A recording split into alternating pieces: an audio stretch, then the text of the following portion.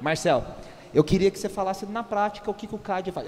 Eu lembro uma coisa que me marcou muito, é que vocês tinham um time de rugby, né? Que tinha o que mais que vocês fazem na prática, assim? E como que o pessoal pode conhecer mais? O CAD é um centro comunitário. A gente tem uma página no Facebook, cad.org.br, Facebook não, na internet e nas redes sociais também. É um cara inteirado, né? Percebe? E aí, bem inteirado. Site, gente. E aí a gente... É bem legal. Nós começamos em 1994. Na época o terceiro setor estava ainda se desenvolvendo no Brasil. Era diferente da realidade de hoje. Depois de quase pouco mais de 20 anos de caminhada, a gente está mais estabelecido como uma organização não governamental que atua na área de políticas públicas, da área da assistência e em outras vertentes também. Na região sul, na cidade de Fazenda Rio Grande, que é periferia de Curitiba, que é onde o CAD nasceu, nós iniciamos algumas ações inovadoras. Uma delas é a iniciativa com rugby, e é legal porque é a primeira vez na história da cidade que uma bola de rugby foi chutada foi num campo de uma agência missionária evangélica protestante. Muito legal isso. A ideia é que a gente crê é que o evangelho de Jesus tem uma resposta para o esporte. E como é que eu posso trazer então? Qual que é a resposta do evangelho para o esporte? A cultura ocidental desenvolveu uma resposta que é a tradição helênica dos Jogos Olímpicos, que é um grande culto antropocêntrico aí. Quando você liga a televisão para acompanhar os Jogos Olímpicos, você está participando de um culto. É um culto ali. É um culto, e na tradição histórica dos helênicos, os vencedores dos jogos eram os heróis. Quem são os heróis? Os heróis são os homens que alcançam o status de serem semideuses. Os caras são quase deuses.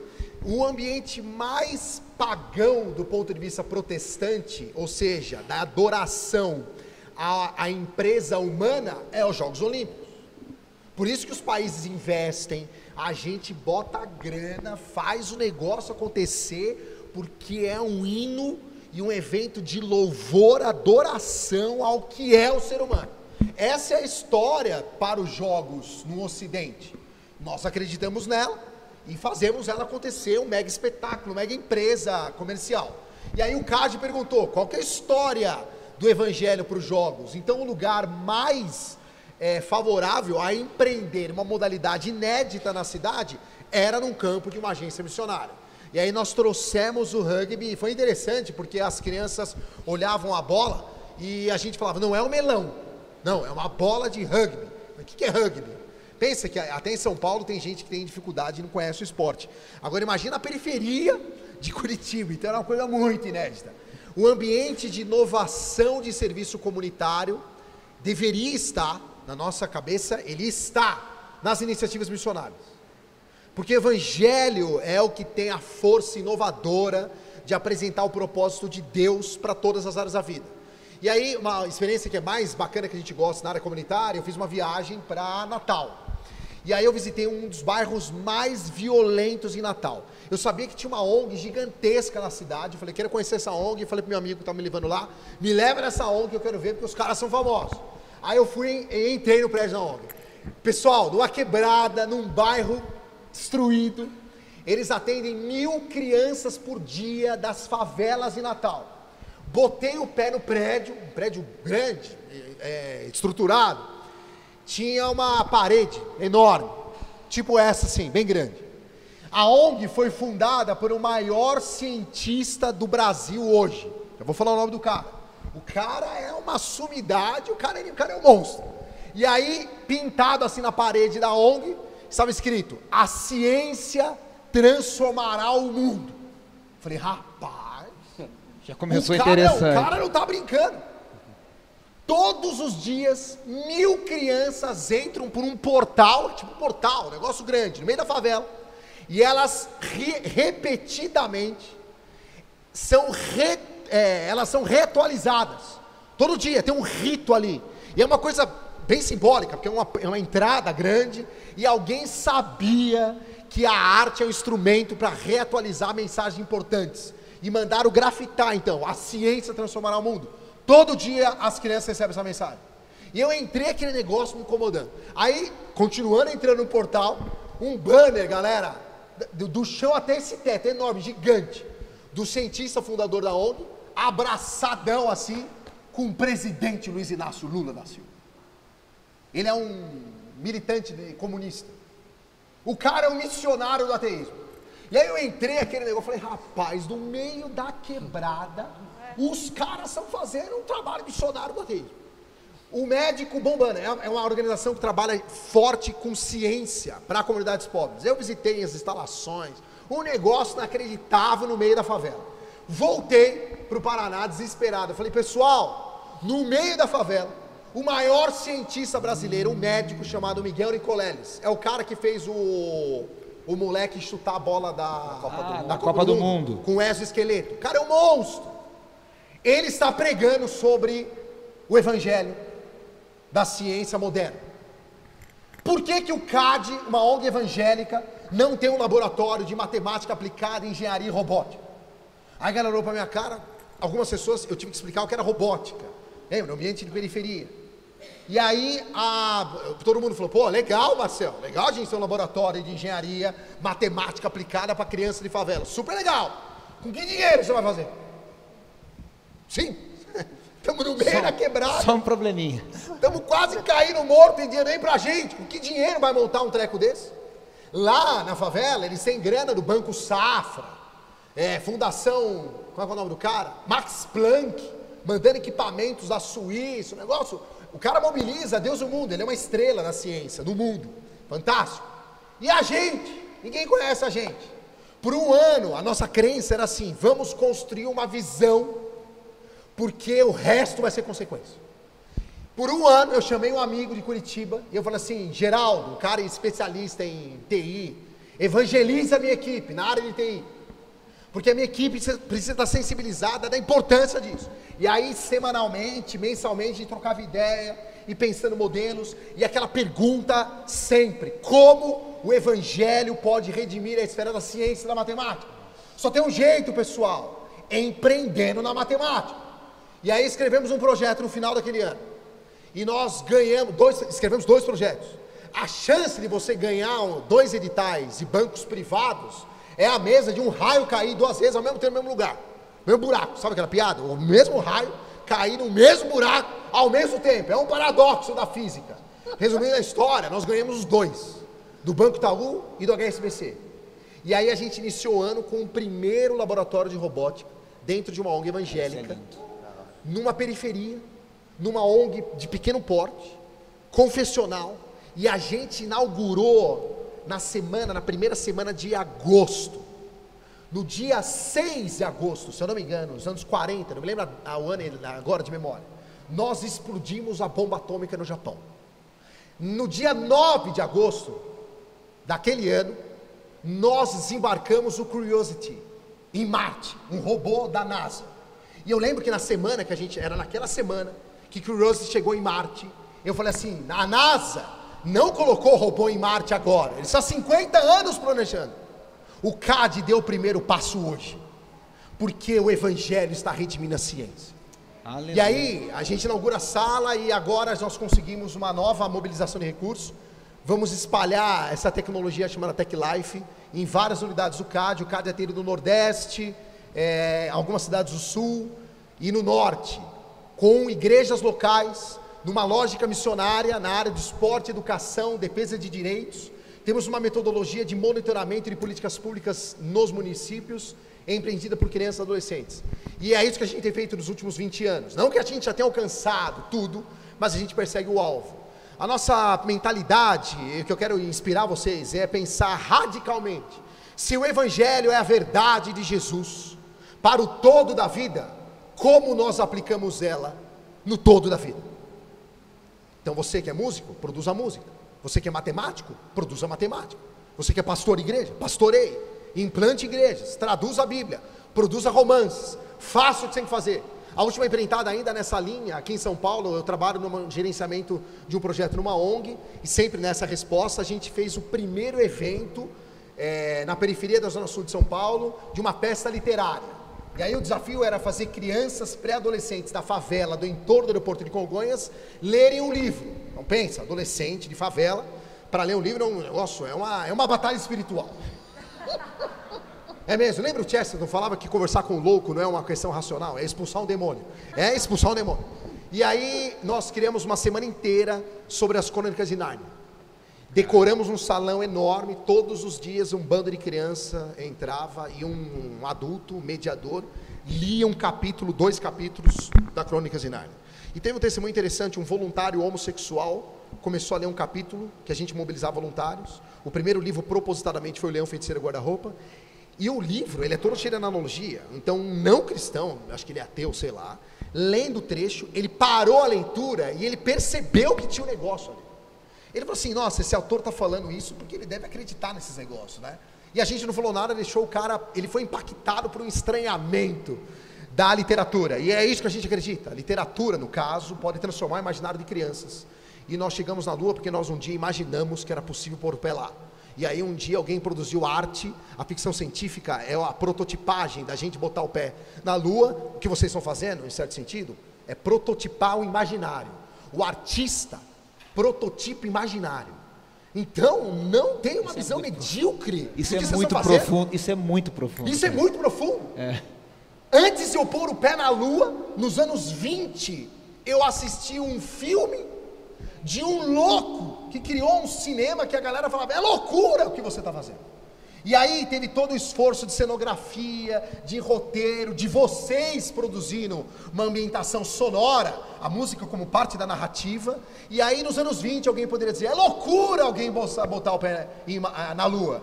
Mas naquele ano, alguém estava criando uma imaginação empreendedora. E por isso nós chegamos lá. A outra feira literária que nós temos em São Paulo foi das 20 mil legs submarina. Por quê? Porque o Evangelho transforma todas as coisas. Nossa. Vou falar de novo. Mano do céu. É isso. Você está entendendo o que eu estou falando? Você está entendendo o que eu estou dizendo, né? Nossa. É isso que o CAD tem feito. A gente gosta de dizer, nós não cuidamos de crianças. Não. Nenhuma organização cristã cuida de criança. Nós estamos transformando o mundo. É isso aí. É diferente. É isso aí. Muito bom. Pra gente terminar com a nossa conversa, o Heber vai fazer uma pergunta. Legal. É só um comentário. O Bob Kauflin, ele fala uma coisa interessante sobre isso. Quanto mais preocupado com a técnica você estiver, mais difícil vai ser você de adorar, porque você está focado em outra coisa. Então, eu acho que esse pensamento dele resume bem isso. Você divide a atenção. Então, quanto mais preocupado com técnica, se a técnica estiver apurada, se você estiver tecnicamente preparado, você só tem que se preocupar em adorar, acabou. O Jô deu o exemplo do CR7 e eu vejo muita coisa do Ayrton Senna. Eu amo o Senna. Assim, o Senna é um exemplo para mim de esportista, de pessoa e tal. E o Senna era o cara que estudava o desenho o traçado do circuito. Ele ficava vendo os dados da telemetria, que naquela época não eram tantos, do carro, e ficava tentando entender. Os mecânicos falavam, era o cara chato que ficava, mas por que isso aqui está aqui? Mas por que isso aqui faz isso aqui lá? E queria entender tudo. Mas o Senna teve a capacidade de ganhar uma corrida com 5 marchas fora, e ele só tinha uma marcha, ele correu a corrida, metade da corrida com a 6ª marcha. Isso era um absurdo. E ele desmaiou no final. Ele vai levantar do carro e ele desmaia, porque ele está completamente exausto. E aí ele dizia, eu não sentia a diferença do que era o meu corpo e do que era o carro. O carro era eu. Gente, como o cara chega num nível de automação que ele já não sabe mais o que é ele, o que é o carro. Ele transcendeu, ele passou. E aí é isso que a Aninha falou. Quer dizer, eu faço, eu me preocupo. Josué falou isso, o Ever lembrou que o Bob Kauflin fala isso. Mas chega uma hora, meu amigo, que é você diante de Deus, diante do trono, diante da graça de Deus, e está ali, e sai de você, porque já virou uma coisa que você trabalhou para isso. E Deus te deu essa graça e essa vocação. Isso é muito legal. É uma entrega total. Rapidinho, eu sei que o tempo está avançado. Não, tá tudo bem. Antes de me converter, antes dessa experiência com 12 anos de idade, eu já fazia parte de um grupo de cover, na década de 80. Então já fui Xuxa, já fui Angélica, já fui Mara. Pablo, qual é a música? Trem da Alegria. Eu fazia parte de um grupo, né? Éramos 15 adolescentes e a gente tinha uma rotina de shows, né? Isso começou aos meus 7 anos e foi até aos 12 quando eu me converti. A gente tinha uma rotina diária de ensaio, de toda uma preparação. Nós tínhamos aula de canto, tudo, para fazer aquilo com excelência, para chegar o mais perto do original. Que legal. E quando eu me converti, que aí eu comecei a ir para a igreja e depois de haver sido discipulada, foram 6 meses de discipulado, então eu sabia que o meu ministério era o ministério de louvor, então eu fui para lá e era uma bagunça. Eu não entendia como que fora da igreja é um pensamento, né? Tão e dentro profissional, né? tão profissional, tão sério, diário, exaustivo, mas que traz uma excelência e aquilo nos beneficiava, não tirava nada da gente, só acrescentava. Mas quando eu cheguei na igreja, eu fiquei extremamente decepcionada com o descaso, essa falta de paixão que eu vejo em você, essa paixão pelo que você faz. Eu tinha paixão pelo que eu fazia e eu passei muitos anos buscando os meus iguais, nesse sentido, de trabalhar com pessoas que tinham a gana, que tinham a excelência, que tinham o comprometimento que eu tinha, que faziam o dever de casa para chegar na igreja, a gente curtir no altar juntos, porque Deus quer que a gente curta, Deus quer que a gente se divirta, Deus quer que a gente pule, Que a gente Deus tenha quer, prazer, a aula Deus de quer hoje. que na hora da convenção, do RUF, sabe, a gente faça aquilo nas alturas. Não quer que a gente fique preocupado com o que vai fazer, é natural. E quando eu cheguei no Diante do Trono, né, que não foi uma coisa que eu imaginei, foi muito mais do que Deus podia fazer, lá na periferia de Fortaleza, para, né, participar daquela história tão linda. E eu falei, uau, meu Deus, a minha sensação de descanso, chegar no ensaio e ver que todo mundo estava tecnicamente Tem um preparado. processo, né? Todo mundo fez o dever de casa. A gente ensaiava só para parar as arestas, só para podar uma coisa que acolá. O maestro dizia, vamos tirar. Não, isso aqui não ficou legal.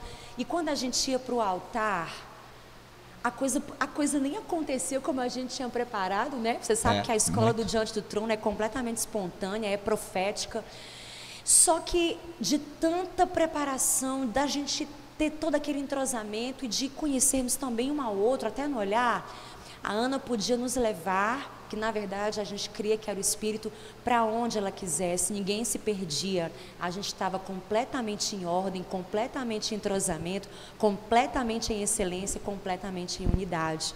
Então, e a gente curtia o momento, né? Deus não era falso, né? Deus nos chama para curtir, para se divertir, vamos se divertir, gente, mas para se divertir no altar, a gente tem que chegar com o dever de casa feito. Muito bom, muito bom. Eu acho que assim, foi excelente. Só tem Fala, Marcelo. alguém tem mais uma pergunta ou não? Senão eu queria só fazer um comentário sobre adoração em pobreza, que eu acho que é o que eu vou puxar a Laia para o meu barraco. Mas alguém tem uma pergunta ou não? Não? Que não. Pode Posso encerrar? fazer esse Claro. último comentário?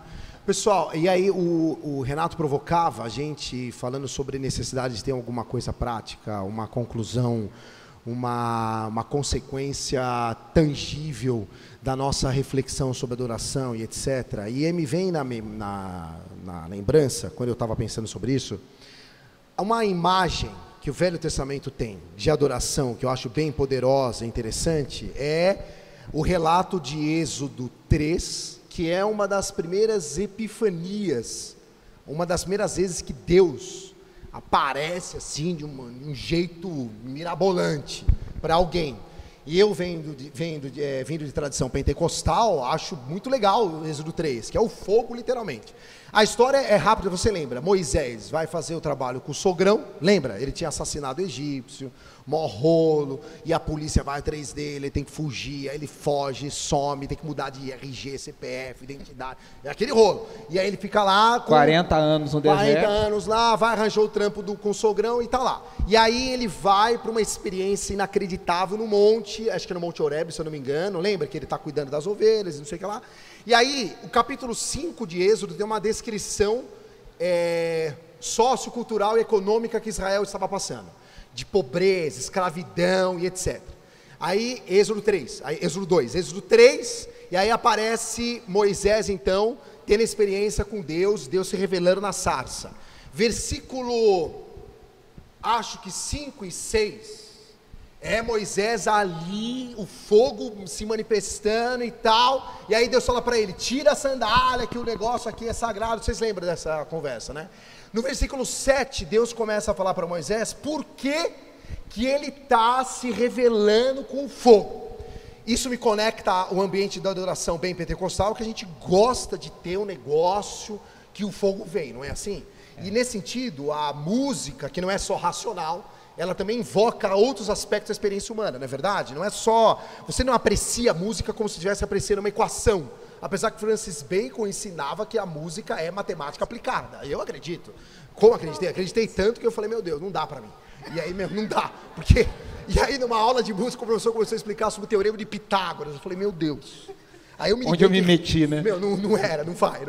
E aí, então, a música não é só não demanda da gente só um esforço racional. Também tem o esforço das sensações, não é verdade? Então, aí Moisés está lá, o fogaréu, é o nosso culto de adoração. E aí Deus fala: então Moisés, é por isso que eu estou descendo e me revelando para você desse jeito. E qual que é a pauta de Deus em Êxodo 3? Ele diz assim: eu desci porque eu não suporto mais ver a opressão de Israel. Deus se revela de modo poderoso para Moisés, num ambiente de adoração, porque ele não tolera a injustiça e a pobreza. Qual a conexão que a gente tem com nossos ministérios, ou esforço de adoração em termos de congregacional? Pessoal, se a igreja brasileira tem pouca relevância sociocultural, é porque a nossa adoração é esquizofrênica. Deus não desce para Moisés porque ele estava num culto com uma música legal, ou numa semana de 40 dias de jejum e oração. Ele desceu porque ele simplesmente não tolerava mais a injustiça e a miséria. Então eu olho para vocês, líderes de louvor, e falo para vocês: me ajuda um pouco. Me ajuda, porque eu vou para a igreja, a gente, né? Nossos irmãos vão para a igreja, vão para o culto de louvor e adoração. Se você é mais pentec, isso é mais forte para você. Você entra numa outra dimensão espiritual, é tão grande que a gente incorre no mesmo erro que vocês me alertaram em Huckmacher. Colocamos a arte de vocês no âmbito das belas artes. Eu crio um ambiente de espiritualidade tão espiritual, mais espiritual que Deus. Aí eu vou lá e tenho uma experiência mística mirabolante, saio do culto ali, Belas Artes e Huckmacher, que é um paganismo na arte, que é uma coisa desconectada de tudo, e aí eu saio e vejo um moleque pedindo dinheiro na rua, e que não tem nada a ver comigo. Tem nada a ver comigo. Não tem nada a ver comigo. Que tipo de espiritualidade a gente está invocando quando a gente adora? Se é a adoração verdadeira, se eu produzo uma adoração legítima, ela também, não estou dizendo que é só isso, ok?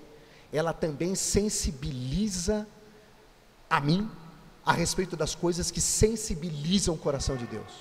E a pobreza, a miséria, a injustiça é uma delas. Se a experiência de Êxodo 3 não é ultrapassada, acho que ela ainda vale para mim e para você hoje, não é? Então, ajude a gente nesse negócio. Eu tenho que ir para um culto, eu vou para o culto adorar a Deus, e eu vou ser sensibilizado por aquilo que sensibiliza o coração de Deus. Se isso não acontece, não é verdadeira adoração. É adoração, é outra coisa, não é verdadeira adoração. Você entendendo o que eu estou dizendo? Acho que a gente deve crescer nesse negócio. Se há uma grande contribuição que o IACA pode fazer, é mobilizar líderes de adoração, para que eles também se percebam como instrumentos de Deus para impacto na cultura, e cultura com C maiúsculo, para todas as direções que a igreja no Brasil é chamada por Jesus a ministrar. E aí a adoração produzida por nós nos lembra disso. Por que nós estamos aqui? O propósito é adorar e refletir a glória de Deus em todos os lugares. Qual o sentido disso? Na pobreza, na favela, na arte, na indústria, nos negócios. Qual o sentido disso? E uma parte disso eu encontraria aqui, onde vocês estão olhando para minha cara, é essa galera aqui. É isso aí. Não tem uma visão medíocre a respeito do que Deus colocou para vocês.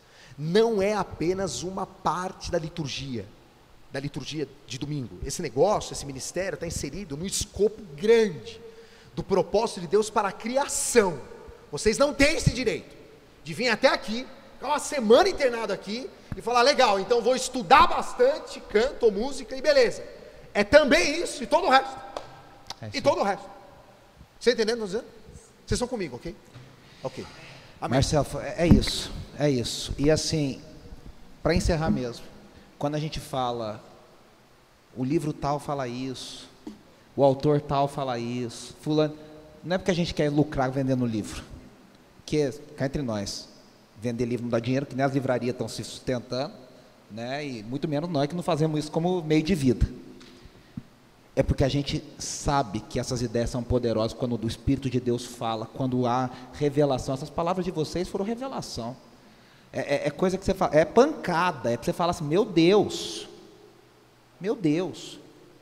E aí é um Huckmacher, é um Gorim, é o Eugene Peterson, são amigos de caminhada que Deus coloca na nossa vida, para a gente falar, eu preciso dessas ferramentas, para entender como eu posso ser mais efetivo, como é que eu posso chegar mais. E eu quero encerrar com uma palavra que me veio à mente. Nenhum movimento na história que marcou a história dos avivamentos, que marcou a história da igreja, começou com lideranças estabelecidas. Se você olhar a história de todos os avivamentos da história da igreja cristã, todos, começou com gente que era nada, que não tinha poder nenhum e que ninguém dava a mínima. Todos. Às vezes você fala assim, mas eu nem sou líder da minha igreja, eu nem sou pastor, eu não tenho dinheiro, eu não tenho nem... E Deus só precisa de uma pessoa que fala, Deus, eu quero isso aqui, eu quero fazer isso aqui, eu quero fazer a diferença, eu quero colocar em prática, eu quero mudar a realidade do meu bairro, da minha rua, da minha igreja, eu quero mudar isso, eu quero fazer isso. Deus tira um menino de Poços de Caldas, uma menina da periferia de Fortaleza, da zona norte de São Paulo, de uma igreja X, para fazer a diferença no mundo, para mudar a vida de pessoas, que seja uma, que sejam duas, que sejam três, isso está na mão de Deus, não está na nossa. Que Deus nos ajude. Vamos ficar em pé para a gente orar? Eu vou pedir para o Marcelo fazer a sua oração, para a gente encerrar essa noite. Se vocês quiserem saber mais detalhes do CAD, procurem o Marcelo, como você pode se envolver, como pode ajudar, como pode estar junto, acho que vale a pena bastante. Quero agradecer o Jô pelo dia todo, obrigado, Deus abençoe mesmo, renove bastante. Aninha, obrigado mais uma vez, veio lá do Rio nesse bate-volta maluco, a gente ama você e o Deva, não é de hoje, já são 10 anos, 11 anos, e tudo isso, a gente está ficando velho, passamos muitas coisas juntos, e que Deus te leve mais alto, em mais lugares, com esse coração. A Aninha não é porque ela está aqui, mas assim, a Aninha é daquelas pessoas, a gente já viu muitas coisas, e a Aninha é a mesma pessoa, ela, o Deva, desde o dia que ela chegou no CTMDT, como qualquer aluno, até o dia de hoje, onde Deus a levou, ela é a mesma pessoa, e é isso que a gente tem que ser, sabe, esse mesmo coração, essa mesma, ser gente, que Deus nos abençoe nessa caminhada. Marcelo, ora pela gente. Oro. Deus, obrigado pela tua igreja aqui reunida, mais uma parcela dela. Obrigado pelo todos esse dia de reflexão e conversa em torno da tua palavra. E eu oro para que o Senhor esteja incomodando terrivelmente aqueles que precisam ser incomodados. Deus, que ao longo dessa semana o teu Espírito abale as certezas sedimentadas de quem tem que ser provocado pelo teu movimento. O movimento do teu Espírito, ele nos abala, e que a gente saia daqui abalado por isso tudo, e numa clara percepção que nós somos totalmente dependentes do teu movimento na nossa vida, que nenhum de nós aqui tenhamos a nossa confiança depositada no nosso próprio talento, nosso próprio carisma, ou no nosso histórico, que a gente não deposite a nossa esperança de futuro no nossa performance, e que a gente não tenha uma visão acanhada a respeito do nosso papel no teu reino, porque nós somos pobres, pobre demais, ou é porque é velho demais, ou porque é jovem demais, ou porque é branco demais, ou porque é negro demais, ou porque está na periferia, no centro, sei lá, que essas não sejam condicionantes que irão determinar a nossa nossa percepção de vocação. Em nome de Jesus, que o Senhor abençoe cada um dos meus irmãos e irmãs aqui. Que eles sejam instigados pelo Senhor. Que todas as pessoas que passarem para ministrar aqui sejam instrumentos do Senhor para mobilizar mais da tua igreja, representada aqui. Para que de fato tenhamos uma igreja relevante, que adore em espírito e em verdade, que reproduza, reflita a tua glória em todos os espaços da sociedade no Brasil e no mundo. Uma igreja que é missionária porque adora porque é missionária e revela mais o teu caráter por onde ela for. Então guarda a galera que está aqui reunida durante essa semana, que o Senhor fale com cada um, em nome de Jesus. Renove as perguntas, traga novas perguntas, Deus. Que nós saiamos aqui inspirados pelo Senhor. Em nome de Jesus eu oro e te agradeço, Pai. Que o Senhor mesmo repreenda Satanás. Qualquer pensamento, sentimento que atrapalhe o teu mover, que o Senhor tem para a gente, que o Senhor mesmo tire, neutralize. Queremos estar 100% abertos para que o Senhor fale e nos transforme mais um pouco ao longo da semana. Abençoe o IACA, que ele seja de fato um ministério, uma iniciativa pautada no teu caráter, que tenha o lastro, o Espírito Santo, movendo pessoas, igrejas, para que a nossa igreja no Brasil esteja mais preparada, mais equipada, até aquele dia, onde todas as coisas estarão consertadas. Para a honra e glória do teu nome, muito obrigado, Deus, pela vida de todo mundo aqui. Em nome de Jesus que eu oro e te agradeço. Amém. Galera, amém.